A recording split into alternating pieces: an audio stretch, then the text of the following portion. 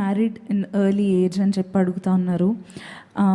Why do you consider this early, or why can you consider someone married too late? That is nothing we can do about కదా, there is nothing we can do about it. మరి దేవుని యొక్క నడిపింపు, కొంతమంది 30 పైన చేసుకుంటారు, మరి వాళ్ళని అడుగుతారు ఎందుకు ఇంత లేట్గా చేసుకున్నారని.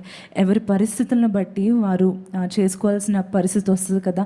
సేవలో మరి చాలాసార్లు డాడీ కూడా చెప్తూ వచ్చారు, సేవలు ఎక్కువగా కనిపిస్తూ ఉన్నప్పుడు చాలా ఇబ్బంది పెడుతూ, ఒక యవనస్తురాల్ని ఇప్పుడు పెళ్ళైతేనే చాలా ఇబ్బంది పెడుతూ, లేదంటే తప్పుగా కమెంట్స్ చేస్తూ ఉన్నారు, కానప్పుడు భయంకరంగా చేస్తూ వచ్చారండి.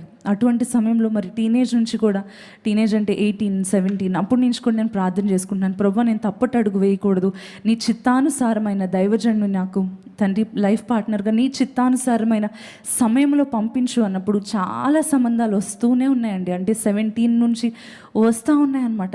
మరి ఇన్ని ఇయర్స్ ప్రార్థన చేసుకొని దేవుని చిత్తం అని తెలుసుకున్నప్పుడు I believe at the right age మరి నా కొరకు దేవుడు సిద్ధపరిచిన మంచి సమయంలో మంచి దైవజన్ని నాకు భర్తగా దేవుడు ఇచ్చాడు. Praise God for this. I want to clear this. నేను 16కో 17కో పెళ్లి చేసుకోలేదండి. 22 ఇయర్స్ నిండాక ఐ గాట్ మ్యారీడ్. నేను కూడా అంతే అండి, 25 ఇయర్స్ నిండాక పెళ్లి చేసుకున్నాను అండి. వై